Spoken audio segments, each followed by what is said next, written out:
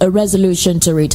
And of course, recommendations from the analysts in the studio, from you, the callers who will definitely be part of the conversation. Hopefully, those who are in government, any of the agencies listening in one way or the other, monitoring the program, will begin to implement some of these advice or recommendations from you or the analysts while we critically look into this issue. So once again, welcome to the Political Spotlight. Now, there is one thing that we need to talk about, and I feel it is expedient that we look into these issues as best as possible and try to be as objective in it as well. Also use the opportunity to educate ourselves. 1 month, right, after 195 persons were massacred during the last Christmas festivities in 3 local government areas, the fresh bloodshed in Plateau State has again highlighted the failure of the Nigerian state to protect its citizens. It's quite disheartening and unfortunate. Now, the latest atrocities in Mangu local government area midweek resulted in the killing of over 30 individuals, torching of houses and worship centers. Now, President Bola Ahmed Tinubu's administration needs to get a firm handle on the security in that state and other parts of the country as well. It's quite dire. It is as immediate as possible for this situation to be curbed.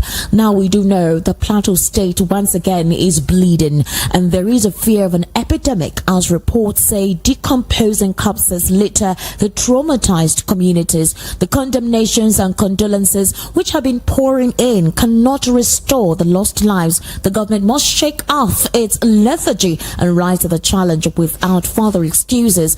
Dozens of communities are deserted following the fresh round of killings, which occurred despite the declaration of a 24-hour curfew in Mangu by Governor Caleb Muftwang on Tuesday, this past week. And of course, the idea is to arrest the deteriorating security situation in the area. The police officially confirmed that 10 houses were touched. Now, strangely, the attack occurred despite the presence of troops in the area and the enforcement of a curfew by security operatives. The fact that the violence happened in defiance of the warning signals shows that the security agencies dropped the ball. The government's capacity to detect and respond to early warning systems or intelligence gathering appears to be inadequate, and this raises or poses the questions about the capability of the security forces. Now, the security and the allegations on the security, specifically by the chairman of the Christian Association of Nigerian Mangu local government area, Timothy Daluk, and the director of public affairs, Magwal Development Association, Lawrence Keshik, said that the military aided the attackers, and it has put a question mark on the roles of the security forces in the mayhem, which of course we are asking should be properly investigated. I recall during the last administration when Uyema came to talk to us about the security situation in the country and how it feels like the security of the military is usually overwhelmed or not aware when attacks take place. And they said there were moles within the system, there were persons within the military who were aiding these bandits or these terrorists. And it seems true with the follow-up and with what we've seen lately. It seems, of course, that there are some individuals within the military who have been actually sabotaging the genuine efforts of those who really want to curb this menace. I recall during the course of the week when this Mangu Fresh crisis occurred, I called one of the freelance journalists in Plateau State who gave me an on-the-spot assessment of the situation, and I asked him questions. I said, Mr. Nash, do you think this is politics taking place? And Mr. Nash said, of course it's politics. That the bandits said that if APC is not the one who the Supreme Court declares as a winner of the elections, that definitely they would make the state ungovernable for any opposition political party. But beyond that, he talked about the fact that there is a serious ethnic cleansing going on in Plateau State. And we saw that there were reprisal attacks in the course of the week. I think that was on Thursday when some youth in the community said they would no longer allow this. And we saw videos on social media where they said the military prevented them from having to defend themselves. They said this were the military men, they're stopping them from defending themselves. And then the whole speculation went rife of some armed arm of the military is protecting these bandits or these terrorists? Well, the military responded to that and said that regardless of anything, it is their responsibility to ensure that there was order and there is no anarchy or breakdown of order in any part of the country, regardless of whatever prejudice is on. And so they said they were going to call the chairman of CAN to interrogate him, to ask him where he got his information that the military was aiding this Fulani terrorists or this bandits or whoever the name could be called for these individuals perpetrating this mayhem. Now, we do know that the government have initiated various peace building and conflict resolution efforts in the past. They all appear to have failed to stem the turmoil in the state. Now, in addressing the security crisis in Plateau, a comprehensive and multifaceted approach that tackles the root of the various security challenges there needs to be deployed, and to achieve a durable solution which enhances the capacity and equipping the security forces is also key. And this includes investing in intelligence gathering, which seems to be lacking, because sometimes you hear that these bandits or these terrorists invade a military checkpoint and you're wondering, how did it happen? How did they not know? Don't they have key intelligence agents on ground within these guys and fish out their location, or possibly they get a tip off that they're already active? In fact, in some instances, I have read that this bandits actually send a flyer in the community telling them a specific time and a specific day they will come carry out the attack, and it feels like the security agencies do not pay adequate attention to that warning. And so when eventually they carry out their attack, it seems like it's a new thing, or they weren't aware, or they do not know. And so these are the issues that we'll be looking into today on the Political Spotlight. Also, we do know what transpired in Rivers State. Of course, we do know that the governor there, Fubara, seems to be on a tightrope. Others would say that Fubara is spineless. Others may actually allude that Fubara does not know what to do. Others may say that Fubara may not even have an idea of what he's gotten himself into, considering the recent developments in Rivers State. That question will be left for my analyst to respond to later this evening. Well, apparently, despite the fight and despite the 29 defected lawmakers sitting down and passing about 4 bills, this was on Friday, Fubara has decided to make 4 new appointments amid the State House Assembly voting to override him to pass 4 new bills into law. The governor on Friday appointed about 4 individuals, within his cabinet. And of course, the governor, while doing that, he mentioned the names. Tonto Davies is the acting administrator of New Cities Development Authority, NCDA, and Ini Briggs as acting director general, Bureau of Public Procurement. In a statement by the secretary to the state government, Tammy Danagogo, the governor said the appointments will take immediate effect. Martin Samaule's led Rivers State House of Assembly voted to override Governor Similai Fubara and pass 4 new bills into law. The bills include the Rivers Local Government Amendment Law, the Rivers State Traditional Rulers Amendment Law, the Rivers State Advertisement and Use of State-Owned Property Prohibition Repeal Law, and the Rivers State Funds Management and Financial Autonomy Law. The House decided on Friday during plenary after Amawule read 4 letters addressed to him by the governor, wherein he declined his assent to the 4 new bills which had been sent to him for assent. And according to the House, its decision relies on Section 100, subsection 5 of the Constitution, which said the assent of the governor is not required for the passage of the bills into law. This is quite interesting because these defected lawmakers, for now, they do not officially occupy any seat. It's quite surprising. This is the same Constitution they're quoting, and on the Constitution there is no alternative measure, there is no alternative amendment through which these lawmakers could be officially termed supposedly PDP members who are in charge or who are still in their constituencies. You defected to the APC and it's not yet been official that you are indeed members of an APC, knowing full well that once you defect, you definitely have vacated your seat. So have you not breached the Constitution? In what way are you sitting down and making laws and saying you can override what the governor said? Could this be based on the resolution they had with President Bola Ahmed Tinubu in Aso Rock when Fubara was invited? Would the president be considered as one who would go against the constitution just because he wants his own resolution to be implemented? Is that the kind of government that we're currently operating on? So what does that state for the future of Rivers State? How would Fubara react to this? What is the bane of Fubara's fear? Is Fubara afraid of something? Is there something between Nyesom Wike and Fubara that we do not know? Is there something hanging over his head that we cannot see, that only Wike knows and Tinubu knows? Or if he is overwhelmed or underwhelmed and he doesn't have the right persons to advise him? Because if he seems like his spine is not strong enough to be the governor of that state in the next 4 years, I don't understand what will happen.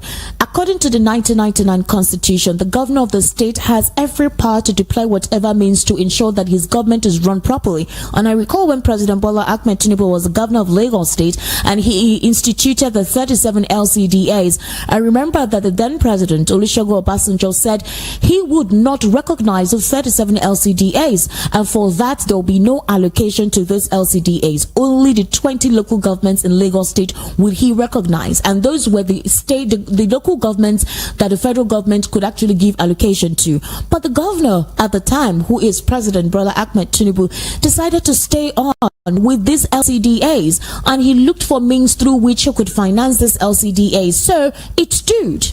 Tinubu fought for the LCDAs and it remained because he realized that Lagos is very populated, more than the 20 local governments. So how will the dividends of democracy get across to everyone across all the 20 local governments in the state if LCDAs were not created to ensure that everyone feels the effect of governance in the state? So that is what Tinubu did. So what is the situation with Fubara? How can he not stand to make his own decisions? What is he afraid of? These are the questions we're asking ourselves this evening, and that we're going to be shedding light on the political spotlight. I would actually be having somebody join us virtually, or rather not virtually, but via the telephone. I'll call him. His name is Mr. Andy Akpotibe. Andy Akpotibe is a very viral, very, would I say, vehement individual who knows how to express himself, and he's actually in Port Harcourt at the moment, so I think he's in a good place to tell us precisely the scenario in Rivers State and what it means, what the political symmetric would mean if this development continues, and how the political terrain is there. Mr. Andy Akpotibe will definitely give us or shed the light in that regard. Also, I have in the studio Mr. Yemi Daniels. Mr. Yemi Daniels is a political, national and social affairs commentator and enthusiast. Mr. Yemi Daniels, good evening and welcome to the Political Spotlight. Yeah, good evening. Good to be here. Yes, thank you. Thank you so much. We have a lot to talk about. I've only just mentioned 2 issues, but I want us to listen to an audio of Adetokunbo Pearse. Adetokunbo Pearse is one of the top chieftains of the People's Democratic Party. Recall that the by-elections are very close, and apparently you do know that one of the PDP chairmen in Lagos State was kidnapped. While that is still work done, I watched the television interview earlier, and he made some statements concerning the upcoming elections, and of course also, according to him, what this administration to do, what the National Assembly needs to do as soon as possible. I would implore us to actually take a good listen to him right now.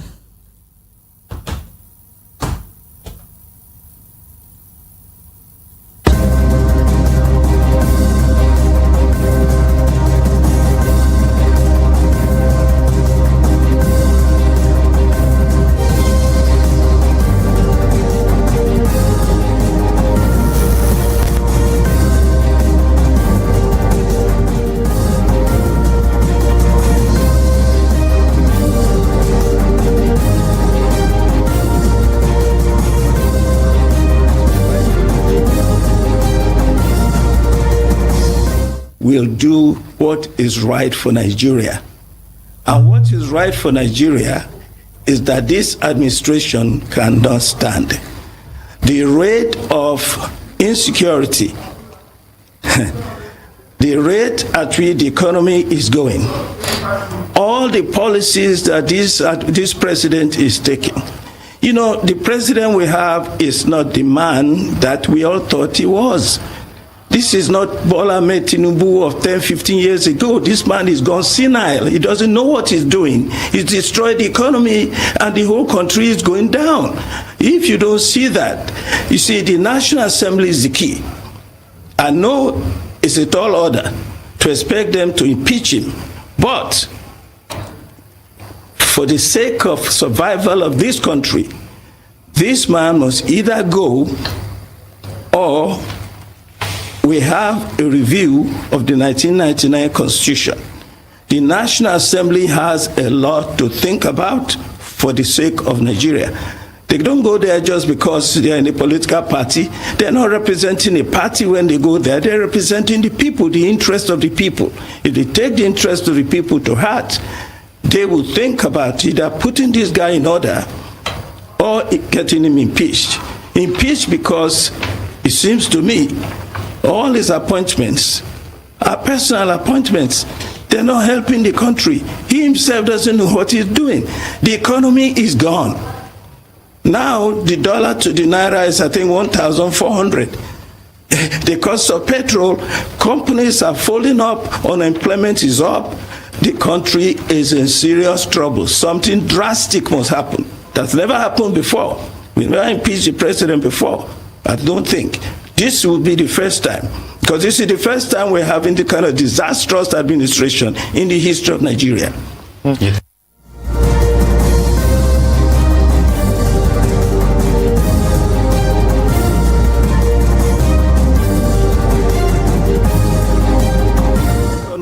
In terms of governance, has administration that has been so disastrous for Nigeria, in terms of security, in terms of the economy, in terms of governance, has only one term.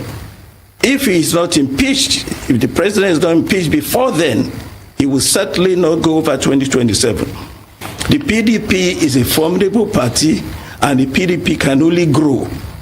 As the PDP is growing stronger, it is obvious from the performance of the APC now that it's getting weaker, and by the time we get to 2027, it will be totally in total shambles.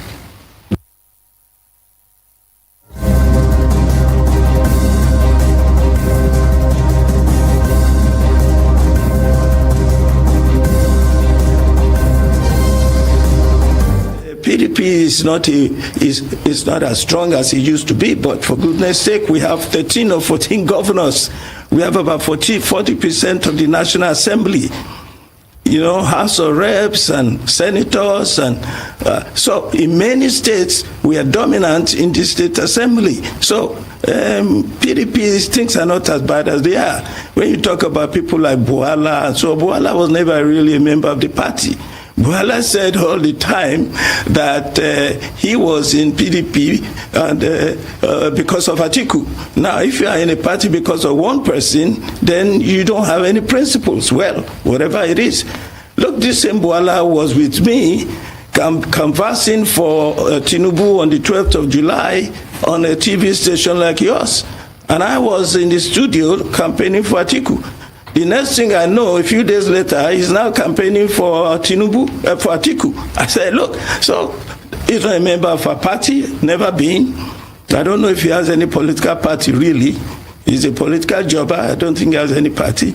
There are people who have gone to APC, but not enough to portray the PDP as a weakened party. We are a very formidable party, and in 2027, we are going to make sure we win the presidential.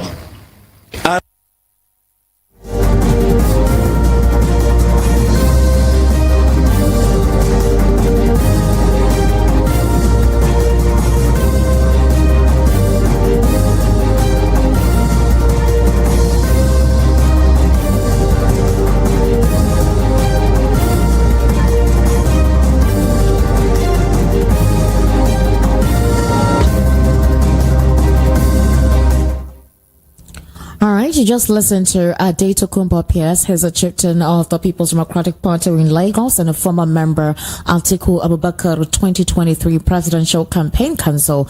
And he is saying that the party does not need any measure ahead of the 2027 general elections.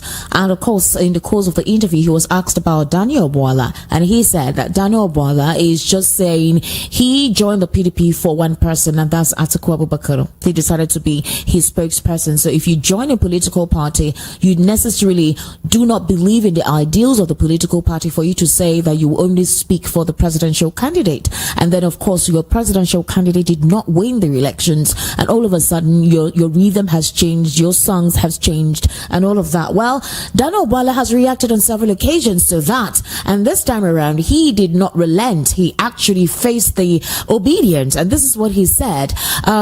He dumped, the ruling All Progressives Congress in 2022 after the party decided to float a Muslim ticket with Kashim Shettima, who emerged as Tinubu's running mate.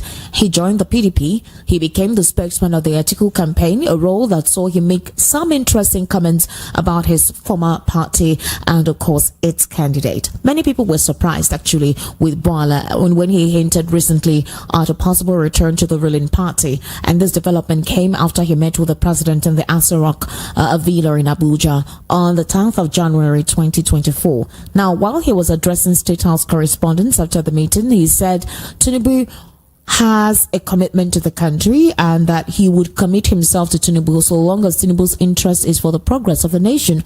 Well, following this declaration, Daniel Bwala became a target of criticism online as some APC, PDP, and even supporters of the Labour Party presidential candidate Peter Obi, otherwise known as Obedience, called out his hypocrisy. However, it appears that the last group have remained unrelenting, that's the Labour Party, in their attack against the politician, as his latest post on X, formerly his Twitter, suggests, and I want to read out what he said on Saturday, just yesterday. Bwala said he was ready to get into a mud fight with any Labour Party supporter who might want to disturb his peace. He also promised to drag Peter Obi, whose name he spelled corruptly, into the mud fight. So this is what he said. Labour Party in red.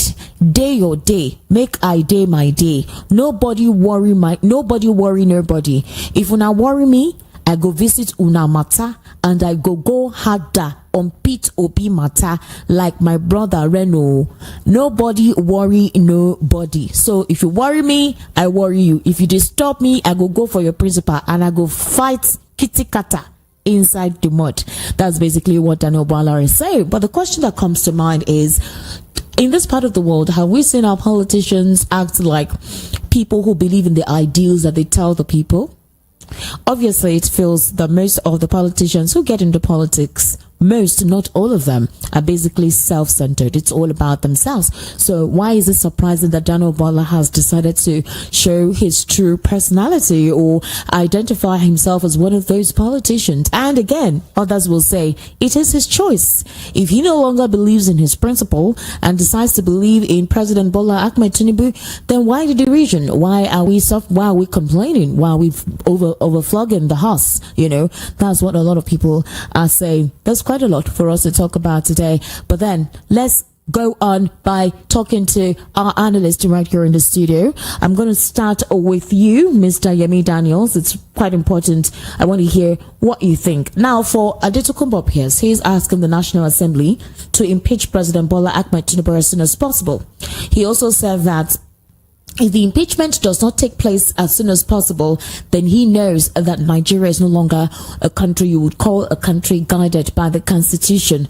Would you say he is saying this because he's a member of the PDP? Would you say he's saying this because he's speaking the mind of every other Nigerian? What exactly can you connote from what he said? Oh yeah, thank you so very much. It's interesting to hear politicians say all kinds of stuff. And first and foremost, I would say that Mr. Pearse does have a right to whatever he postulates, and in his opinion, he thinks that President Bola Ahmed Tinubu has committed impeachable offenses. Yes, because of the state of the security and economy in the moment. Now it is left to the National Assembly to review all of these things. Yes, we do know that the prognosis is quite grim. Okay. And the streets are really, really dire. But is it enough for him to call the president Senile? No, he is a politician. Now, politicians enjoy building narratives. The man I see on air, for instance, does not appear senile to me. Okay. Do you understand? But he appears senile to Adetokunbo Pearse. In what? Because do you know what it is to call somebody senile? I mean, it means the person does not have a mind of their own. Did we elect a president who is mindless, who doesn't have a clue of what he's doing? Is that what he's saying? Is that what we elected? That's what he is saying. Yes. I think it's left to Nigerians to now figure this out. Okay. National Assembly to take responsibility if they think the president is senile. Okay. So what I see a man who claims to know what he's doing. All right. Unfortunately, what the policies is put in place are not impacting Nigerians. All right. As expected.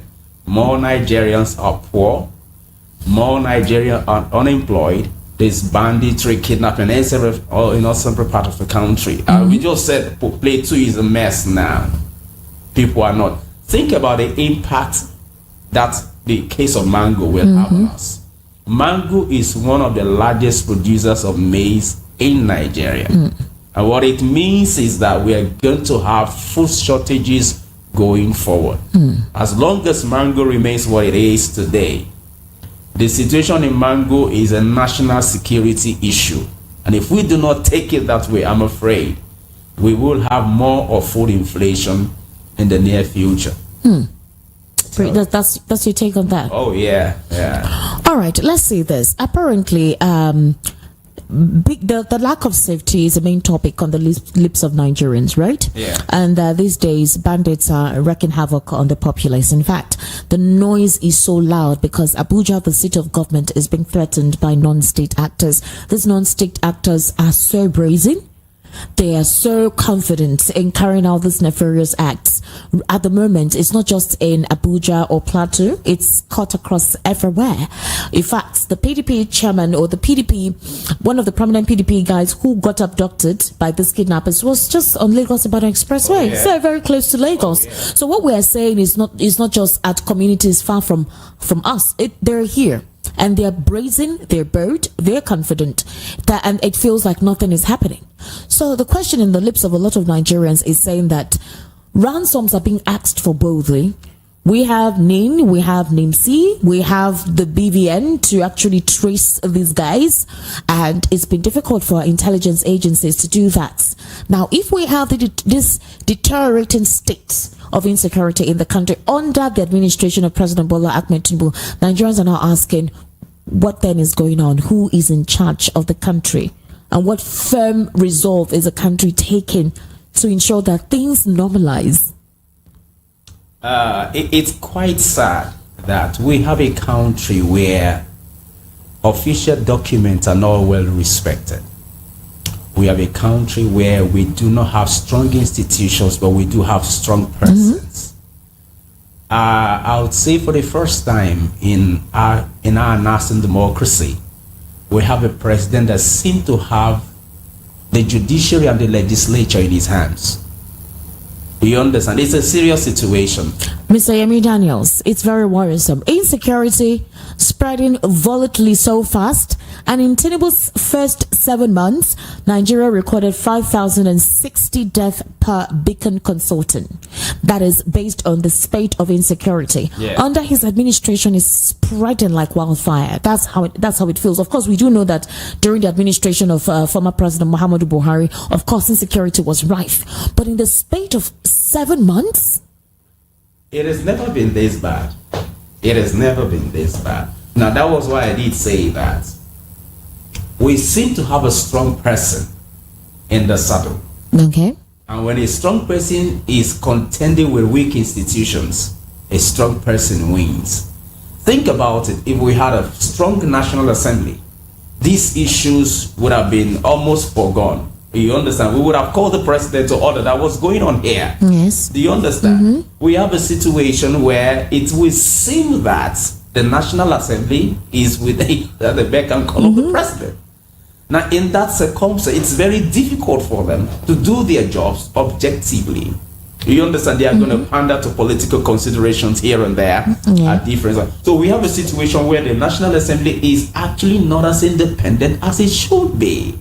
Now, for that reason, it will be absolutely, even if the president were committing impeachable offenses, they will just play the ostrich or turn a blind eye until Nigerians possibly begin to take the bull by the horn and say, hey guys, we put you in those seats. How will Nigerians do that? Because this is why we're having this conversation. It's unfortunate that it's pretty difficult. It is very, very difficult. But however, where there is a will, there will always be a way. That is why I have thought repeatedly that do we really have a critical mass of people that keep setting the agenda for the Nigerian state? Unfortunately, most of us are self-serving. Okay. You understand? In Nigeria today, our sense of social justice has gone to the dogs. You understand? Everybody seems to do what lines their pockets, regardless of how good or bad it is. So nobody seems to be thinking about the country at the moment. Everybody is thinking, and that's the situation we have. That's the problem now. Because over the years, our sense of patriotism has been eroded. Now we have a serious situation in our hands, and because we have lost capacity as citizens, you understand? As citizens, we have lost the capacity. We have become more political than politicians. You understand? Yes. We seem to, our sense of what is wrong is based on who is committing the offense. True. You understand? So it is not about what is right or what is right. It's not about ethics anymore. It is about affinity bias. Is the person committing the crime or the offense my person or not my person? If it's my person, I beg you, we're turn a blind eye. I pretend as if you've not seen it. All right. Yeah, so that's the situation we found out. I'm trying to get across to Mr. Adetokunbo. I think he said he was going to be in a virtual meeting, but he said at least from this time we could call him. While I'm trying to establish connection with him, I hope, because I really want him to give us a good, strong perspective on the situation in Rivers State. It's quite important that we discuss that, because for Fubara and the Wike situation, I'm afraid that if something is not done as soon as possible, the challenges there would not help the state move forward.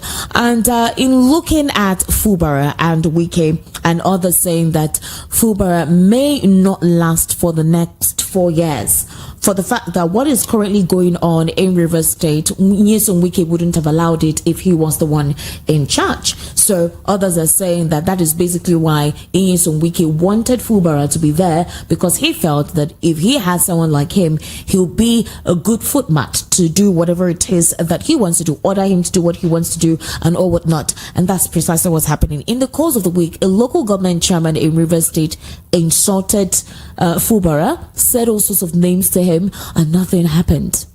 It will seem to me, for instance, that Fubara is just all by himself. Okay. I would have expected the PDP to approach the courts now. The 27 members of the House of Assembly should have vacated their seats, for crying out loud. There are judicial precedents for this. And if they're refusing to, why hasn't the PDP approached the courts and enforced that order? Because there is a judicial precedent that when you vacate your seat, of course, that when you defect, except on the basis of the vision of the party, you vacate the seat. But for crying out loud, PDP hasn't done anything about that, to the best of my knowledge. And I'm wondering what's going on. And like you said, if Fubara does not take time, he will lose that office. He will not spend 4 years. And the matter is, I think he's clutching at straws at the moment. Yes, clutching at straws. I tell you, in my opinion, I think he's clutching at straws. Because you say this is a Wike who ruled that state for 8 years. Wike understands the dynamics in Rivers State. Rivers is on the palm of his hands. He was a chairman of one of the most influential local governments there. He was a minister of education. He has been governor of the state. He was chief of staff to the governor at the time. Now, he understands the Rivers political dynamics. So I wonder, I just hope that Fubara will not be skinned alive. But from the way things are, it's an illusory trail, unfortunately. Are you sure? Because I felt like maybe he was waiting for the Supreme Court to give their final ruling then he would now know what to do. But the Supreme Court has done that. But then it feels like maybe the case with the EFCC is another staller. Could that be one of the reasons? No, I would. The first thing, I think, the first bargain, the first loss was not to have ensured that those lawmakers came back to PDP. All right. Now, the fact that he did not negotiate that at that meeting. It gave them room to do more things because it didn't seem to understand, didn't seem to grasp what was going on with him. As long as those guys were there and as non-PDP members, PDP cannot call them to order as we stand today. So if PDP cannot call them to order, he cannot call them to order because he's a governor and they are legislators. The only set of people that could have called them to order is the PDP. And today, the PDP in Rivers State, maybe I wouldn't know, is dead. Because you would have expected that they should have approached the court. At least this has been happening for 2 months. They should have approached the court on what's going on here. There is a judicial precedence. There is no division in the party. So why haven't they vacated their seats? So if they refuse to do that, you approach the court. The court enforces that precedence. And so it was, and that's why when I heard Mr. Pearse talk, I just wonder if the PDP is the kind of opposition that he thinks they are. The PDP as presently operating does not seem to have the capacity to challenge APC in 2027. Don't you think that's why Atiku Abubakar has been calling for a merger? Yes, Atiku Abubakar seemed to have a grasp of the political situation. Others feel that he should take a seat. He should sit back down and just be an advisor. On a very personal note, I do not think just the same way I didn't think that President Bola Ahmed Tinubu had all it takes to govern Nigeria. And this is my reason. We are in a serious situation that requires a lot of thinking, a lot of energy. His age does not give him the bandwidth for that, whether we like it or not. An 70-year-old man officially will not be able to deliver as much as a much younger person. Okay. You understand? And the political dynamics in Nigeria is so strong that a more agile president will have been better for us. In the same way, now, think about an officially 70-year-old man and an unofficially 77-year-old man. In 2027, Abubakar Atiku will be 81, for crying out loud. You understand? But at the same time, he does reserve the right to ascribe to become president. It is not left for Nigerians to ask us the questions of what kind of leadership do we want going forward. And that's why I talk about the critical mass again. Okay. What a critical mass does is a set agenda for a nation. You understand? All right. They begin to control narrative, begin to challenge thinking and interrogate the system to say, okay, where do we want to be in 10 years, in 20 years? What sort of leadership will take us there? Yeah. With an Atiku Abubakar coalition, Atiku Abubakar-led coalition lead us there.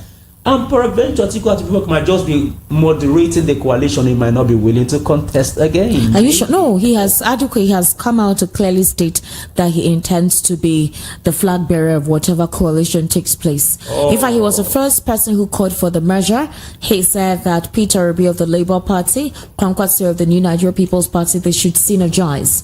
There were talks at the time that these political parties were going to adopt that advice, but right now they have individually come out to say no, they are not in the talk of any measure. However, Pat Utomi said strongly that they're working on it. They have been discussing with some top echelon members of these political parties so that they can form a formidable mega party to wrestle power from the APC in 2027. But beyond the talk of wrestling power, beyond the talk of looking at what political party will be in charge of 2020 of the elections in 2027, we have between now, 2024 and 2027, Naira to the dollar right now is about 1,000 and almost 1,500. Oh yeah, 1,415. Just call it 1,500 because that's what it will be selling at the black market. And you have the youth who are literally getting unemployed because you have most of these companies, multinational companies, who really used to employ a lot of us in their factories shutting down and leaving. So the labor market is now more flooded. You have entrepreneurs downsizing. You also have some major companies as well well not increasing salaries because they would tell you they're not making revenue and there's no opportunity to increase salary. Cost of living is now very expensive. Transportation hasn't slashed. The president promised us a palliative earlier in the year. We've not heard anything more. Palliative in terms of what? Is it slashing of the transportation fares during the Yuletide season? And most of the transport managers said it didn't work, aside from the train stations that said, okay, fine for that period. So it's hard. Life is difficult and you're not safe. You're not safe. So between now and 2027, what if there is no country to govern in 2027? If these politicians keep talking about let's merge, let's do this, and we have intricate issues to deal with between now and then. Now, that's the difference between a statesman and a politician. Okay.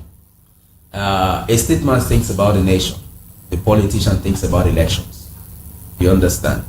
Already they are galvanizing for 2027. All right. They are not talking about how do we deal with the issues that we have at stake. You understand? And that's why I did mention earlier, like I said, we do need an agenda setting critical mass. You understand? That will begin to drive narratives that tend to national development, not necessarily a political one. Okay. You understand? We could, if we had such a system where that are trusted, that are not being politicized, that will discuss issues objectively.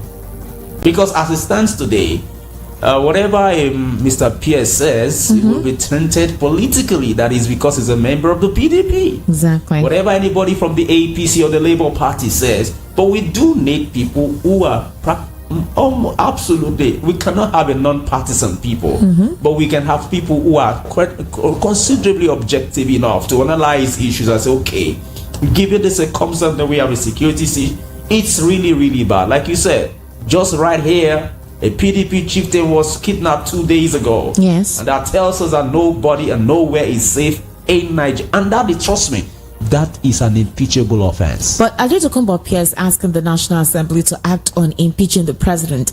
Is it possible with the current constructs of the National Assembly at the moment for that kind of prospects or thoughts or idea to actually take seed? You have Godswill Akpabio, who is the president's person. You have the deputy. These are individuals who are strategically placed. So we didn't have any root or any forebearing. It's a near impossible situation. Not even near. It's an impossible situation, except there is an absolute breakdown of law and order, and that's where they could take that as a last straw, as a last resort.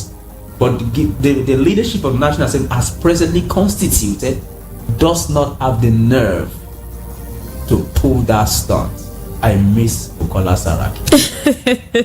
You miss Bukola Saraki, Abi? Yes, I miss Bukola. Wow, I think I did too. It was an interesting time. It seemed to be the most independent Senate president we've had. Although we know that move was, we knew that the move was not for national interests. We do know that move, that mannerism at the time was not for national interests. But the point is that there was a sense in which he made the move. Do you understand? We have a situation. This. You see, there is a difference between an adversarial National Assembly and a collaborative National Assembly. And the National Assembly does not have to be adversarial, but in collaboration we can disagree. Okay. Do you understand? There is a way you send strong warnings, strong statements to the executive that makes them know that, well, this is not, with lives of our Nigerians are threatened. We are the representatives of the people. We get feedbacks from them. And if the feedbacks from them are not favorable, we have a responsibility to tell the executive, you may not be hearing from them, but we do hear from them. And this is the feelers we get from them. And it almost feels like Nigerians are on their own. You have a National Assembly who is not speaking on their behalf or representing them or trying to defend them, because I would have expected a state of emergency on insecurity in the country from the National Assembly, calling all the security agencies, their heads, to give them an ultimatum to ensure that in the next 1 month, this uprising of kidnapping and all whatnot is buried, dead and done. And let me be very honest with you. We've been dealing with issues for the past 12 or 13 years, if I'm not mistaken, on scale from 2010. And we will not resolve it in 1 week. You understand? But the question we keep asking ourselves, is the present security framework sufficient or adequate to combat these myriads of things we're dealing with? The answer is no. What is the present leadership doing to review the security framework so that we are in a better position to deal with these issues? And that is what I expected from the National Assembly. Listen, we need a collaborative system now. A non-partisan collaborative system that, listen, this has to be stemmed. We cannot deal with this thing in 1 week, but we can provide a framework and create milestones that will know that, okay, we are making progress or we are not making progress. You create timelines. You understand? So when you do that, it gives Nigerians a sense of hope that yes, something at the moment, everybody is apprehensive. Because it could happen to anybody at any given point in time. We move around, for crying out loud. Well, the coalition of United Political Parties, CAP, has disagreed with President Bola Tinubu over his recent private trip to France. The group wonders why the president would be embarking on such a trip while, according to it, Nigeria is in dire need of leadership. So, the coalition of political parties said it is disturbed and not happy by the frequency of Tinubu's so-called private trips to France, adding that the country may have just returned to the Buhari era. And it recommends that while choosing a leader, a comprehensive health and fitness test must be made compulsory so that Nigerians will avoid the situation in the future. According to him, one of the spokesperson, he said that it is our hope and belief that these private trips do not involve something untoward that is hidden from Nigerians who voted for him to salvage the country, which has been in a downward spiral. Now, Kenneth Okonkwo reacted to this immediately. Bayo Onanuga, or was it Bayo Onanuga that announced the president's trip to France? Okay, immediately Kenneth Okonkwo said that what kind of private visit is a president on? And I remember asking my guest in the studio at the time, I said, let's just say this trip was already pre-scheduled. Nobody saw the fresh attack or the fresh crisis in Mango. But, my guest also said that regardless of how the trip was scheduled or what time it was scheduled, there is a crisis in your country. Your country seems to be boiling and you decide to go on an undisclosed private visit. Now, Kenneth is saying, if you are unwell, it means physically and mentally you are incapable and unfit to govern. You're incapable and unfit to administer, to give orders for things to be done. Why don't you let Nigerians know? Don't you think you owe them to tell them precisely what kind of visit you're going on? What kind of visit is private? You, as the president, everyone should know where you are heading to. It's just what it is, because you're now a public figure and you're the father, supposedly, of the nation. You're the figurehead of the country. What kind of private visit that is undisclosed that you cannot tell us? That's basically what Kenneth Okonkwo said. And he's saying, if you say the president is sick, if you say he's not well, then tell us he's not well. So we know that at the moment the president is physically incapable of handling anything dire. And then we know that the vice is in charge at the time to handle things, because at the state it is, we need somebody who can give decisive action, decisive instructions on handling these issues. Would you agree with Kenneth Okonkwo in that regard? Absolutely. But like I earlier said as well, that we have a country where there are strong people, there are weak institutions. Okay. You understand? Now, when the institutions are weak and there are strong persons you're combating with, right, I tell you, it is Nigerians that will suffer. You get? In a decent society, for crying out loud, the country is in a difficult situation. The question is, why will the president go on a private visit at a critical times as this? It raises the question, is the president fit? Maybe Mr. Pearse knows what we do not. What would you not know, right? Yeah. Now maybe there is an information that he does have that we do not have. Recall that former President Buhari also went on quite a number of health visits. Now that's what COP is saying, that we are seeing a replication of the previous administration situation where for over 100 days the president was not in the saddle. Okay. And the governors was just in a sad situation. And so you keep asking yourself, must we keep going through this route all the time? All the time. That was why they did say it's high time we began to ask for the president's the health status of candidates vying to be president or governors of a particular state, so that at least we will not have to go this route. The truth of the matter is this: the world has gone ahead of us. Indeed. We've gone. The world is gone. Rwanda has gone light years ahead of us, in case we do not know. Rwanda is gone farther than we. If you notice, we are not respected. The name Giant of Africa is no longer respected. It's a myth now. Somebody did say a few weeks ago that in some country they refused ECOWAS passport being carried by Nigerians. I said, like, seriously? You understand? I saw the tune and I said, really? You understand? So that tells us how much of a mess that we have found ourselves as a people. Unfortunately, politicians do not think that way. As long as nothing is happening to them, they really don't care. And that's why it now lies with every Nigerian to say, well, we cannot continue this way. Mr. Yomi Daniels, in the course of the week, there was a back and forth between some northern elders, some youth, northern youth, who were saying that they wouldn't support President Tinubu in 2027 if he does not reinstitute the location of FAN and the CBN. I recall that in one of my world news bulletins, when I was interviewing one of the legal practitioners, his name is Barrister Eze Ewuche, and I asked Barrister Eze Ewuche, I said, why is it that some group of people feel that they are the ones who own this country? Why do they feel that they're the ones who decides the talisman, or the, would I call it the station, or the location, or the placement of the country? Because they feel that they're the ones who decide, or they're the majority in the country. This is the reason. They have threatened Tinubu that they are going to protest if he does not relocate FAN and CBN back to Abuja.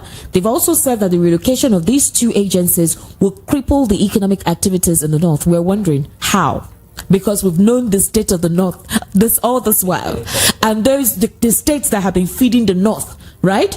And then the legal practitioner now said, okay, is this relocation physical, or is it just partly, or is it by paper? Maybe when you go online, you check for the address of the headquarters of FAN or CBN and you say, okay, it's in Lagos, but it doesn't mean that physically, right? The structure has officially been moved to say, okay, we're building, or we're saying officially everyone in Abuja, come back to Lagos. This is the official headquarters, right?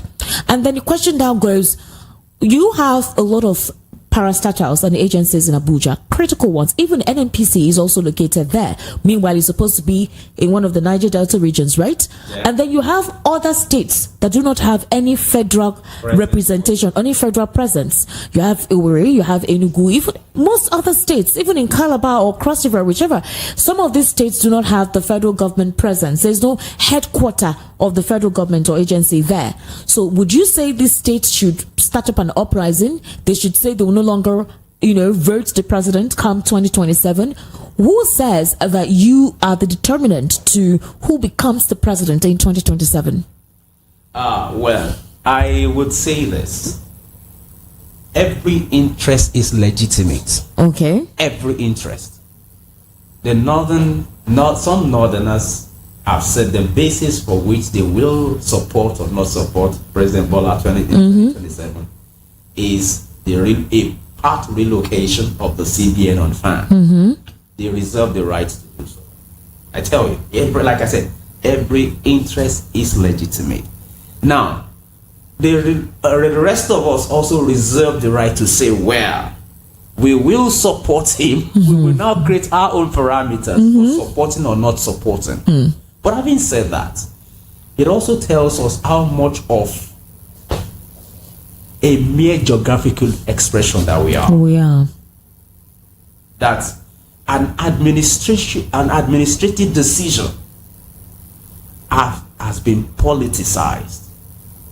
For all you know, we always knew that virtually all the bank headquarters are in Lagos. And trust me, there are only about 6 or 7 strategic departments in the CBN that will be relocated to Lagos in order to maintain the oversight functions of the CBN over the banks.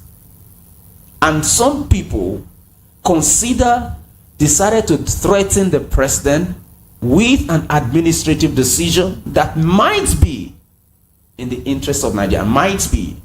I'm not saying is, might be in the interest of Nigeria.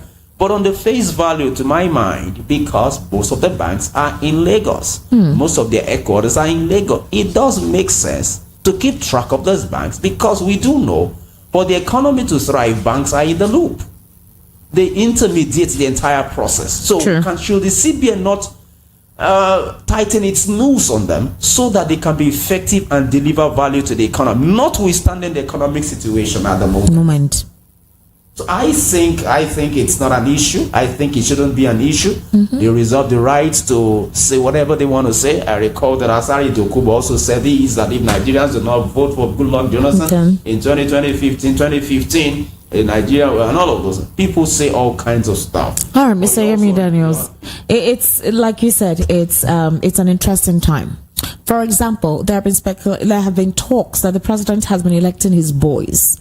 Let's talk about the fact that the national secretary of the New Nigeria People's Party, Adetokunbo Olayokun, has cautioned President Tinubu against ruling Nigeria with the mindset of how he ruled Lagos when he was the governor of the state. According to the NNPP scribe, Lagos is not Nigeria, and Tinubu needs to understand he is leading a bigger and more diverse entity at the moment. Answering a question bordering on alleged corrupt practices in the administration of President Tinubu, Olayokun said the capabilities of the president as a person are not in doubt.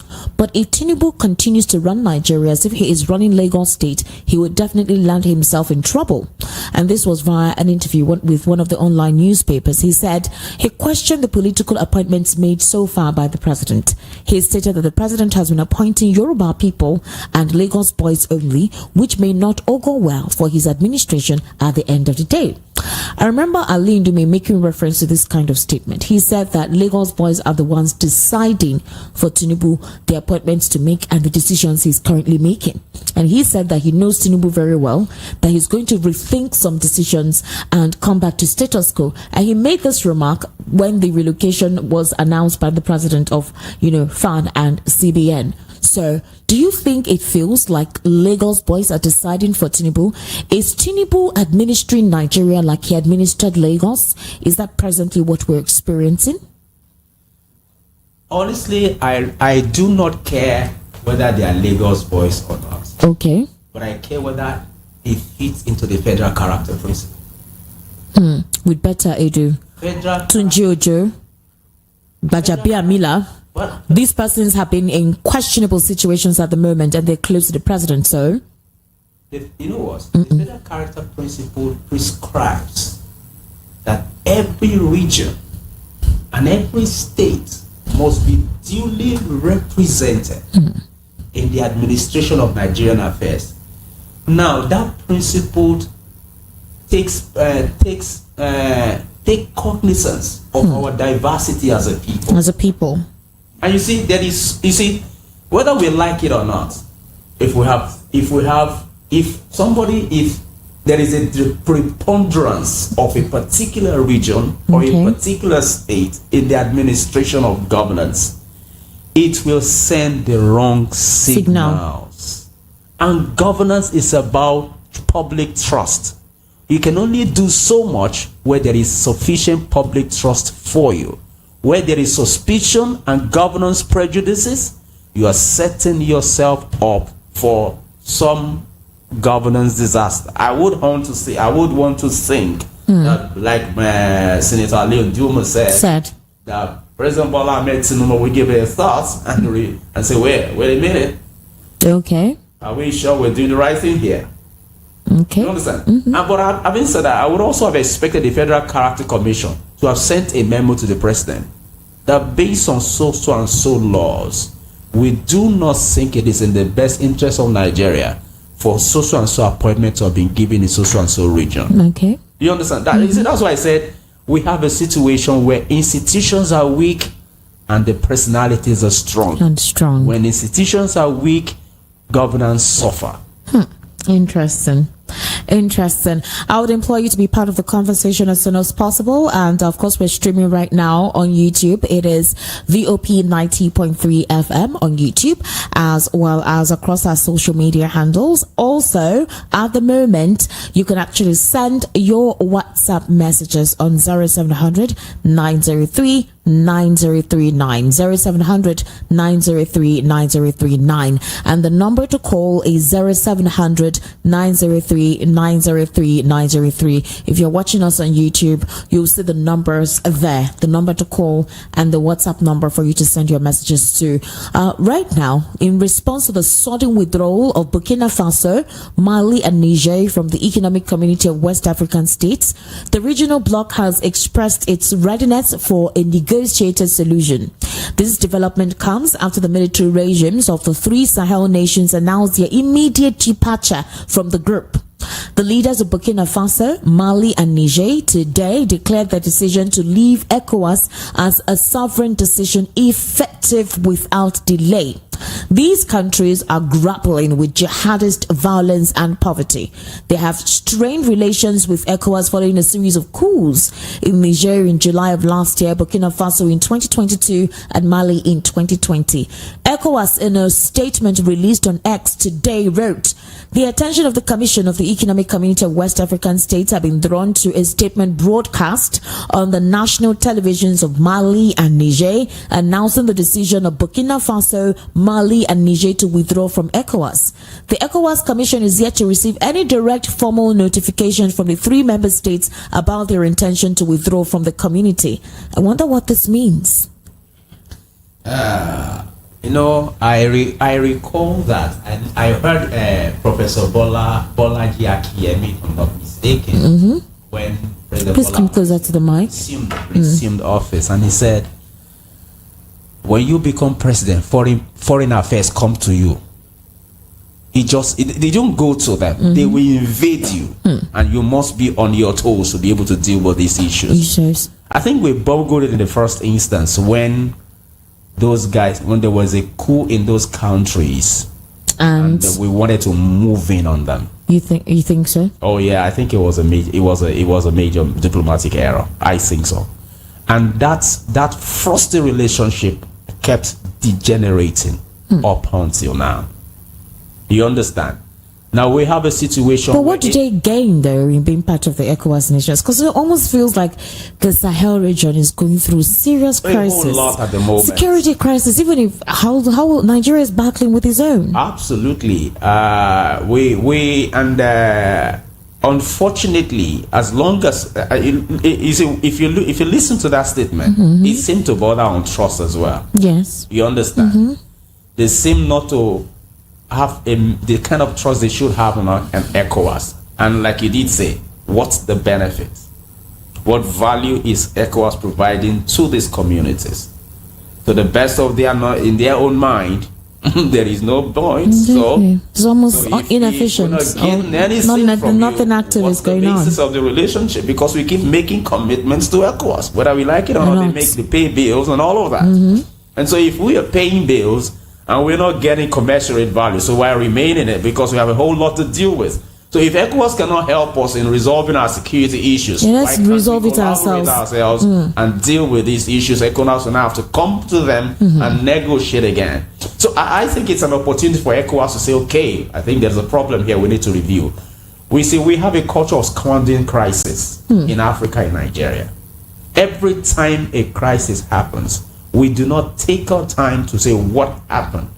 Where are we making this mistake? Can we get on a round table and sincerely address these issues so that we can move forward? Unfortunately, we don't get to do that. It's all about knee-jerk approaches so that to prove that I am one Superman or one super agency or one international community. Hello. Good evening, Esther Wachuku and your guests in the studio. Good evening. How are you? What's your name, please? Fine, thank you. You are doing a very good job. The Lord is your strength. Thank you. Name and location? My name is Peter Usufo. Mr. Peter. How are you? Fine, thank you. All Happy right. weekend. Happy Sunday once more. Same to you. God bless you. All right, go ahead.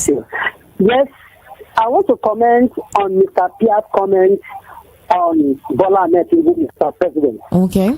He said that the president is senile and he's also asking for impeachment. Well, I will not go to that extent. What I want to talk about is about his comment on the economy and insecurity. Okay. To a very large extent, is very correct. All right. You see, just as you rightly said, that since Tinubu came to power, we have lost about 5,050 Nigerians when it comes to insecurity matters, like banditry, terrorism, and the rest, which is very unfortunate. But Mr. Pearse himself has not provided any solution. So be that as it may, it's even worse than Mr. President that's even criticizing. When you criticize somebody, you should provide solutions. I thought he should have provided solutions to Nigerians. That is that. Then on River State and Fubara, yes, there's problem there, but with God's intervention, that problem will be solved. You sure that God is needed in this instance? These are things that can be easily resolved if the right thing is applied. Please let me continue. You see, your guest there, said something that the PDP should take the House of Assembly members to court. You understand? But I want him to understand that you don't have that where you did not sow. Apology to late Maje Fashet. He said you cannot sow cocoyam and harvest a cassava or vice versa. You see, at the moment in River State, Wike is PDP. PDP is Wike, whether you like it or not. In conclusion, my suggestion, my solution to this problem that is going on in River, as people will say, is that Wike, as the godfather of the political structures in River State at the moment, should call to Barra all the political structure members. I'm talking about the assembly members, people, the commissioners, and the rest. Call them to a meeting. Let them say what their minds are. It's not even to Barra himself. So it will be very difficult for Wike to trust him again. Okay. Because of what he did at the issue. But let him just call that meeting and then make everybody understand each other. Okay. Then after that, he will now tell Fubara to concentrate on governance and forget about politics. When I talk about politicking, we are talking about people, the so-called elders in River State, the youth and the rest, who may want to foment trouble, hit up the policy. These are people who are actually against Fubara. Mr. Peter, we need to take more calls. To understand. All right, thank you. For me, we should forgive Fubara and let others, also say their mind in that meeting. So that they move ahead. At least let Fubara complete his first term, even if he doesn't go for the second term. All right. So, for Fubara himself, should be very careful. He should not leak secrets unnecessarily. Okay. So, when I talk about secrets, government secrets unnecessarily, so people who don't like River State as a state and Nigeria in general. So this is my submission for now. Thank you very much. Thank you, Esther, for giving me this time. All right, thank you, Mr. Peter Osifo. You have yourself a wonderful evening. Quite an interesting time. Let's take more calls. Hello. Hello. Hello. Hello. Can you hear me? Please let me continue. Hello. Can you hear me? Oh my God. I can't hear you. Hello? Hello? Yes, Hi. yes, hello. Yes, hello. I can hear you now. Yes. Go ahead, please. Perfecto. Thank you very much for doing a great job. Yeah, well, what's your name, please? Name and where you're calling from. Sorry, bad courtesy. Apology. My name is Remy. I'm calling you from Central London. All right, Mr. Remy. Welcome to the Political Spotlight. Thank you. You see, that's what you look out for in any society is a pattern. Yesterday, a friend of mine called me prophet, and I told him I'm not a prophet. Okay. Because when Bola Tinubu announced subsidy removal, I told all of my friends and those around me, I said, guy, any money where they use for your bank, convert them to hard currency, because this money will shrink like crazy. Now, the currency, Nigerian currency now, worth half of what it was when Bola Tinubu came in. Those who listened to me then, they are now feeling good because their money is hiding somewhere. And those who didn't, they've got themselves to be blamed. You see, when you see a pattern, And that pattern is consistent with failure, negligence, recklessness. You can never expect any fresh result. And that's why I think anybody expecting anything new from this current administration, it might be that they don't have respect for their mental health. Lastly, Esther, you see, the ECOWAS is in a mess. And you see, the isolation of this military government is going to be consequential. And I said so because if you don't allow them to be part of the mainstream states, they will go into the dark economy. And the dark economy, what flows in there will be drugs, will be criminality, will and be to all affect sort of other neighboring nations. Exactly. And they are neighbors. So, I mean, what I think African Union need to do, you need to negotiate with those people. I mean, sanctioning them cannot be a measure to go, because these guys are popular in their country, my dear. They are popular. You can only deal with government that are not popular in that way. So what African Union, ECOWAS, I think Tinubu is still their chairman, yes, right? he's the chairman. Yes, wow. He is. Oh, is he the chairman? He is. France, yes. the Paris. So what I think they should do, negotiate with these guys, because if they are look, North Korea has been isolated for years. Are they broke? They are not broke. They still have more money to do their atomic bomb, because they deal in dark economy. Dark economy is real, and it will be consequential for the mainstream society. Thank you very much. Thank you so much, Mr. Ormi. That was quite apt. Thank you. I do appreciate that.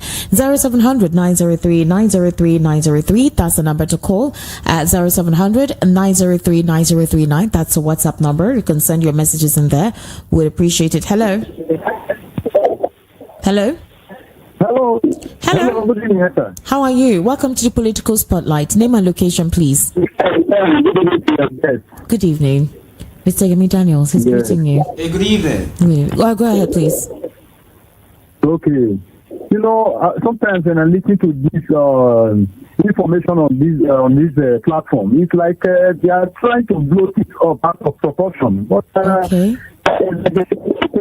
So scary. Sorry, what information what information did you hear that were bloating out of proportion, please? When somebody is a member of PDP, is trying to sell it, trying to like a kind of hello? Your line is bad. Your connection is very poor. Hello? Hello? Kindly call back, please. I would really like to hear what you have to say, what context we are over bloating the conversation. Hello? Hello? Hello. Yes. Hello, my name is Jonathan. I'm calling from London. All right, Mr. Jonathan, welcome to the Political Spotlight. Go ahead, please. Okay, I greet your guest there. Good evening, sir. Good evening. Yes, I congratulate the country that have moved themselves away from ECOWAS. Okay. So I wish Nigeria can move themselves away from ECOWAS, but we cannot move away from Tinubu. That is the problem. So that is the crisis Nigeria finds. Nothing. Those countries cannot get help except they move away from ECOWAS. ECOWAS is a cartel. ECOWAS does not mean anything good. From this group of the Ghanaian president, the way he cancelled the conference they want to have Peter Obi, and no group of this ECOWAS meant well for the ECOWAS region. No group. Believe it, my sister. So, and these people are seeking for help. I know internationally they have advised them. If you want us to help you, go and move away from those cartels. So that is my contribution. I congratulate them. Thank you very much. Thank you. 0700 903 903 903. That's the number to call. 0700 903 903 903. And the WhatsApp number is 0700 903 9039. Hello? Hello? Hello? You're live. All right, do call back since you're not ready. 0700 903 9039. That's the WhatsApp number, and the number to call is 0700 903 903 903. Hello. Kindly turn down the audio of your radio or your listening, whatever device you're listening to us from, please. Hello, good evening. How are you? Name and location, please. Yeah, my name is Mr. Amadi, calling from Ejigbo. Mr. Amadi, how is Ejigbo this evening? It's all right. It's all right. Please go ahead. So, what I'm trying to ask about the lawmakers in Rivers State. Okay. Do they know that Nigeria is operating under law? Why do they resign from the PDP and they are still sitting there making us overrule the governor? Why they're not supposed to be on that seat again? Like you people are saying that PDP are weak. They're supposed by now, they're not supposed to be there.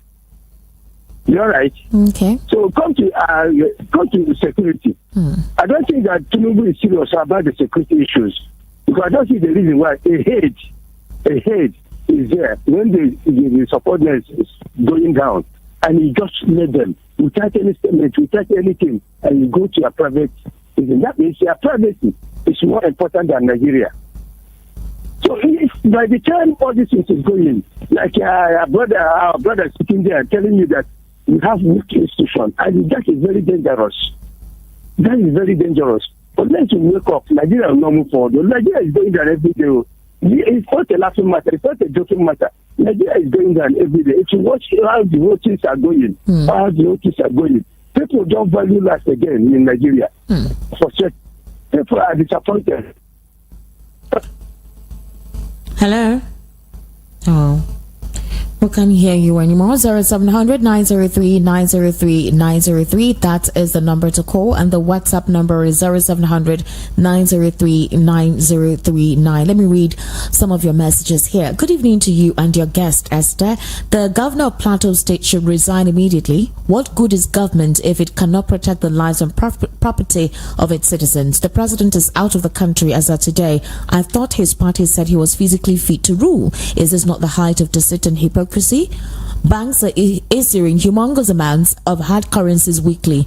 Banks are culpable because they cannot pretend not to know those who are paying ransoms to kidnappers. Kidnappers hardly use bank accounts, and as such medium of transaction is easily traceable. Muiwa from mainland. Okay, this is, you didn't put your name here. Kindly put your name when you send messages. Buhari came, they said this is not the Buhari we know, yet no one could prove it. Now the same statement again. Until Nigerians are aware of the roles of mental health of the people we elect, we should expect nothing better. The man... I'm not going to read this out. Okay, I am personally not surprised about the president's situation. Imagine me with my first class certificate in electrical electronics engineering technology, no job. What do we expect from a jobless, frustrated youth who has no fear of God? May God help us. Please, next time when you send messages, always include your name. Hello? Yeah, good evening, Esther Nwachukwu. This is Mr. Richard from Germany. Mr. Richard, how are you? Fine, thank you. And you? I'm okay. Please go ahead. And the gentleman there, my regards to him. The young man has said all. Nigeria has no government. There is no government in Nigeria. Even Fela, may his rest in peace, called them Wayo government. That was Fela many years ago. People thought he was mad. People thought he was drinking, he was smoking, he was smoking ganja. There is no government. There is no. In fact, the last government that tried to do something in Nigeria was this Jonathan. From 2015 till today, there is no government. There is no government. These people, I don't want to use a derogatory name here, but these people have destroyed the lives of Nigerians. These people have made Nigerians, destitute. I mean, in their own country, people are eating from the gutter. People are eating from the gutter. There's no government from the presidency to the local government chairman. These people are not. I don't know how to describe them this evening. Look at what is happening in Nigeria. The president is in France. This thing can never happen in Germany. It can never happen in France. There is no way. Imagine Emmanuel Macron being somewhere while his country is burning. It's impossible. It cannot happen. I saw a little clip of him yesterday, in Paris, celebrating the Super Eagles victory. A president of a country, the largest economy in Africa, the most populous black nation in the world. We look at the people that are ruling us. Look at them. Look at Buhari. Look at Tinubu. Look at them, and they will tell you Nigeria is the most intelligent people in the world. No, we are not. We are morons everywhere. Because if we are the most intelligent people in the world, there's no way these two people, Buhari and Tinubu, would have been president of Nigeria if we are so intelligent. We are not intelligent. We are morons. Because look at Tinubu met dollar 460. Today dollar is 1,450. Tinubu, they were telling the whole world the most intelligent first class accountant. He worked with Mobile. He did this. He built Lagos. Propaganda. If you leave, the propaganda can never bring you anywhere. Look at how weak he is. In everything, in economy, in security, in everything, very weak. I have lost almost $30,000 or euros within 2-3 months. This guy entered this presidency, and you should go back to Nigeria and address Nigeria. You should go back there. You should leave France. You should go back to immediately. Tonight. All right, thank you.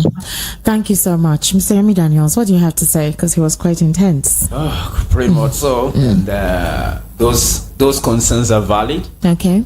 And most of the statements are very true. Okay. And the most challenging problem is that there doesn't seem to be a coordinated approach for solution. Okay. That's what makes it more worrisome. More depressing. Now, if leadership was proactive, if leadership demonstrated concern, look at what has been happening in Plateau, for instance. You would expect that at least, you may not be able to stop the killing, everything but you will stop the frequency of it. Okay. It would seem that the bandits don't even give a hoot. Okay. There is no sense of fear of security personnel. And you ask yourself, is it that Nigeria is now an ungoverned space, or Plateau is an ungoverned space? Is that it? And for people blaming the state governor, for crying out loud, he has no business with security. Okay. He doesn't have the capacity to deal with security issues. He can only adopt moral suasion with Nigerian police. The commissioner of police of that state does not take instructions from the state governor. It takes instructions from the AIG and the IG supervising Plateau State. Okay. Hello. Hello. Yeah. Turn down the audio of your device, please. Yeah. Good evening. Good evening. Evening. How are you? Name and location, please. I don't know what you said about. You said? Hello. Yeah. Hello. Hello. Yeah. What did you say? Oh no, this connection is poor. Please kindly call back 0700 903 903 903. That's the number to call, and the WhatsApp number is 0700 903 9039 0700 903 9039. Evening, Esther. In today's Nigeria, Emi Lokon has turned to any Lomo, when you allow deceptive taskmaster and excuse makers to enter power through the back door, the result you get is turning laws to lawlessness, dreams to nightmare, brilliant minds to low-grade minds, secure country to a gangster paradise, turning people to beggars and almajiris in the midst of plenty, turning a booming nation to economic disaster, pocketing institutions and make them ineffective, turning journalists to eye service propagandists. Like Obi said, if the foundation that brought you into power is not credible, you can't be credible. It's a shame the worst of us is ruling the best of us. And that is Dio from Faba. All right, Dio, thank you for that message. Hello. Hello, good evening. Evening, name and location, please. Yes, I'm Chief. Hello. Yeah. You're breaking. What did you say your name is? Oh, no. Please kindly call back. I can hear calling from Lagos Island, but I can't hear you properly. The connection is very poor.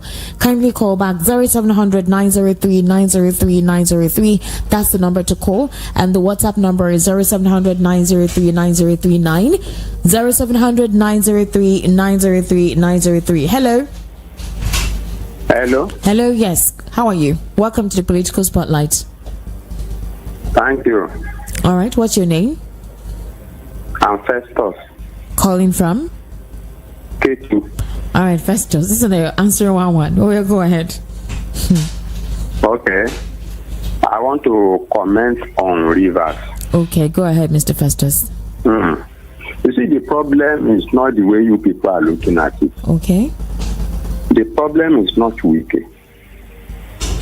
Honestly. Okay. You know, before the other governor, there must have been an agreement. The man did not come out from the blues. There was an agreement. There was no problem that time. You know what Wike was trying to do was to play party politics. You don't have your own individual agenda. Let me take you back to when Awolowo was alive in the West. UPN or ASH. It was an individual exercise. The party will sit down and plan and tell you this is where we are going. That is why the West is better. It is party politics, grassroots politics. Okay. So if other regions try to copy it, it may be rough, but they will get there. If others understand, you don't just come to governor and say you have your idea. You are a member of that party. You are only representing other party members. Because anybody can be governor once you have what it takes, educationally or whatever. So it's not a dark side. I'm a Yoruba man. But UPN that time had 4 cardinal programs. So if you are in Lagos, you see free education. Go to Oyo, the same thing. Go to the road now Delta and Edo State, ruled by Ambrose Ali, the same thing. So anywhere you go to as a UPN, this is UPN State, the same program. That is party. So if you leave, the program is on ground. You are just to continue. That is what Tinubu is doing in Lagos. It is party, not individual. So once a man enters, the blueprint is already there. This is where the last governor saw. So you continue from there. No, you can't just enter and say you have an idea, because you are part of those who put down the program. A member of the same party. We don't pick outsiders. So you are part and parcel. All right. So how can you now enter within 4 years? You now say you have another idea better than all those who sat down to formulate their idea. So you're saying now that it's Fubara's fault for wanting to come and change the status quo? Okay. Yes, because he knows. He knows. All right. Thank you for calling. Cry out. Thank you for calling. Let's take other calls. We'll soon be wrapping up. 0700 903 903 903, and the WhatsApp number is 0700 903 9039. Let me take some messages on YouTube. Good evening, sister. I don't know why Ijos are always weak. That's what Jonathan did and gave power easily to Boko Haram and APC. Here we have found ourselves today, and this is from Godwin Nwaziama. Johnson also says Tinubu is taking his looting to a safe haven. I think you mean a safe haven. Wingate facilities. Tinubu said he will continue from where Buhari stopped on his footsteps. Johnson also says dollar is going to be 2,000 naira in 2 months. Hey, Johnson, that is not a good prophecy or a good prediction, because we're not finding it funny here at all. All right. Okay. So let me take all the messages. Let's be blunt and unapologetic with the truth. The party in power today is yet to get a firm grip of the situation facing the nation. The poor cannot save Nigeria. It's the rich and influential who are not in government that can start the change and sustain the pressure until the government becomes frustrated to the point of taking critical steps towards progress. Muiwa from mainland. All right. Good evening. Thank you so much, Muiwa, and I pray that you will continue to give us the right and appropriate responses or recommendations to the issues that we discuss here. Okay. Evening, Esther. There is a saying, righteousness exalts a nation, but sin is a reproach. You can see conspiracy between the government, ceremonial service chiefs, and the northern elites. Where the world do you hear repentant terrorists? People who kill people, kidnap for ransom, rape, just because of elections. Do you know how many people died from Buhari's and Tinubu's tenure just because of government negligence, eye service, hypocrisy, and propaganda, playing with human lives, all because of their wicked ambitions? Do you know how many dreams they have killed, the nightmare they have created? This is why nowhere is safe. It's a shame the worst of us is ruining the best of us. Thank you, Dio, but kindly make your messages as short as possible. All right. 0700 903 903 903. That is the number to call. The WhatsApp number is 0700 903 9039. 0700 903 9039, and the number to call is 0700 903 903 903. Good evening. It's Adeyemi Kamuru from Satellite Town, Lagos. Peter Obi said a lot of things against Obasanjo and Atiku between 1999 and 2007, but that didn't stop him from running as a vice president with the same Atiku. If anybody wants to mock Daniel Bwala for supporting Tinubu because of what he has said against him, it should not be supporters of Peter Obi, which is also guilty of the same Daniel Bwala. If Daniel Bwala go explain tire for his decision, Peter Obi go explain more tire. All right. You didn't tell. Okay, Adeyemi Cameroon. All right. Well done. Thank you for your messages. Hello. And we've lost that connection. Kindly do call back 0700 903 903 903. That is the number to call, and the WhatsApp number is 0700 903 9039. 0700 903 9039. That's the WhatsApp number. While the number to call is 0700 903 903 903. We'll soon be wrapping up the political spotlight for today. Kindly call. Let's know what you think concerning the conversation we've had and several topics we discussed on. Hello. Yes, hello. Good evening, sir. Good evening, ma'am. How are you? Name and location, please. I'm doing Francis. Hello, Francis. Okay, please go ahead, Francis. Yeah, unfortunately. I just want you to understand one thing. You cannot give what you don't have. Okay. When you have something in your brain, that is the idea and the clue you have on your brain. That is what you are going to use to work in anywhere you are. But in the situation of our government here is that, imagine ministers. How are you going for imagine, just take a look of those ministers.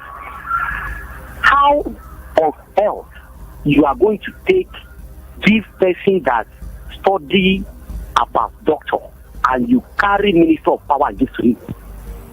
How did you want him to work? Just take a look of it. So in Nigeria, our government, I don't really understand. If you go to the street, a lot of hunger is beating a lot of citizens in the streets in your country. Imagine. Anyway, I just pray God's help. All right. Goodbye and good night. All right. Good night. All right, we need to take, I can take 2 more calls, all right, before we wrap up. 0700 903 903 903.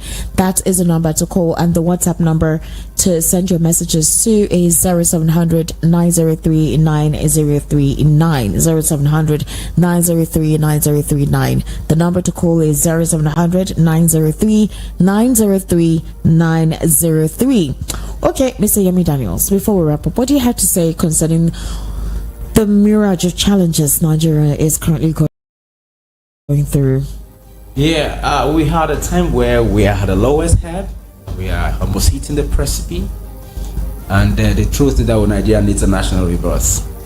But for Nigeria to be reborn, we need to ask ourselves critical questions and what's the Nigerian dream? Okay. At the moment, there is no direction. We're directionless people. If you ask a Chinese, they will tell you what they're about. If you ask an American, they will tell you what they're about. Okay. What is about the Nigerian? We do not have. We just know we are intelligent people. We are creative. We are that. Mm-hmm. What is the central piece? And that we rally around as if this is our focus as a country. It is not available at the moment. That's why I kept asking the question since 2015. What is a national orientation component of our Nigerian dream? All right, let me take this call. Okay, continue. The call has dropped. So until we come to that point where we can have a national dream, we may not be able to determine the kind of leadership that we want, because it is the direction we headed that will tell us what ingredients are required. So what I would suggest at the moment is that the office of the citizen has to be activated. Okay. We cannot afford to be docile any longer. Our lives are threatened, our economy is threatened, and that is why Nigerians must begin to stand up, regardless of their party affiliation, and demand for accountability and good governance. If we do not do that now, we will all be in for it, regardless of political affiliations. It is time that we stood up. I like reading national anthem. Yes. Hello. Yeah, hello. Hello. Wow. You're on the road. Seems you're on a bike or something. The call is really not clear. I can take one more call. Let me read this message. Evening, Esther. As for your president on medical tourism, when your local hospitals are death traps for the common man, insecurity, economic disasters, ethnic and religious division caused by this government due to elections, it's a shame. All right, Dio. Thank you. Dio. Thank you. Hello. Hello. Yes, hello. Name and location, please. Yeah, I just want to make my contribution. Hello. Yeah, just want to make my contribution. I can't hear you. I can't hear you at all. I can't hear you. Hello. Connection is very poor. All right, we need to wrap up the program now. I do apologize for some of you who called, but the conversation was still ongoing at the time. Okay. Hello. Hello, good evening. Good evening. Final caller for the evening. What's your name, please, and location? Thank God. My name is Comrade Iroko from Ijibo. All right, Comrade Iroko, please go ahead. Well done. I greet you, our guest. Yes, Mr. Yemi Daniels. Yeah, I greet you very well. He narrated all what the solution is supposed to be for us, and he has tried. God will bless him and strengthen him in his knowledge. Amen. But he has tried. Okay. But it now depends on how we masses now to be able to decide on what we can do faster than later. Yeah. Because if we could realize that we are talking of insecurity every time, every day. But these people that are penetrating into us, penetrated each and every day, inside seconds and minutes. So how long do we wait before we could react? If we reluctantly react, we will be conquered silently. Before we will react, we will have been remaining little. This is the high time we need to wise up and know to tell ourselves how to if it is by reforming ourselves, even if it is by let everybody go back to their nation self. It will be better because we cannot identify ourselves. How can we identify? This thing you just said, that's another conversation entirely. I'm telling you, because the day we'll have that conversation, this duration of this program is not enough. But please go ahead. Just quickly wrap up, please. Okay. Yes. Okay. Thank you, ma. All right. Because thank you. If we could not be able to identify ourselves, it won't be easy for us to fight this insurgency. I cannot lie for you. Rather from the masses to the government. Okay. All the government personnel have been terminated by repentant Boko Haram. So how can we? You understand? Thank you, ma. Thank you very much. Thank you, Comrade Iroko. Thank you so much. Madwagu Inkem Columns says, ignorance and bigotry is a terrible thing. Peter Obi was not in politics in 1999, but for someone to say Peter Obi said in 1999 that that individual is beclouded by hate, ignorance, and bigotry. Oh, wow. We need to wrap up the program. Thank you for all of you who called and sent your messages and contributed. I do appreciate you. Mr. Yemi Daniels, thank you for actually coming this evening. I was supposed to have Mr. Andy Akpotive to be part of the conversation to tell us the exact state of things in River State at the moment, but he said he is in a virtual meeting. As the last time I called him, he said the meeting was still ongoing, so of course that's important, and I couldn't stop him from taking that meeting. So I sincerely apologize, because I already announced that Mr. Andy Akpotive will be part of the conversation today. Mr. Yemi Daniels, what's your social media handle? The woman rapper. I do a bit of women advocacy, so that's why it's the woman rapper. Okay, well done. All right, my name is Esther Machiko. You can follow me on X, Estic Media on YouTube. That's ESTIQMEDIA on YouTube. That's my X handle. So just check for Esther Machiko on X. Also on Instagram is at Esther Nwaz, ESTANWAZ on Instagram. And of course on YouTube, you can follow me on YouTube. There are quite a lot of interesting contents in there. Estic Media on YouTube, ESTIQMEDIA. That is my YouTube account. So you can follow there, be part of the conversation in there, subscribe, and let us continue.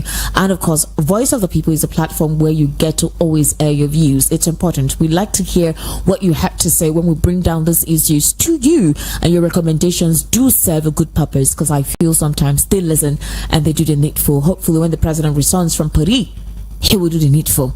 All right, do have yourselves a wonderful day. Bye for now.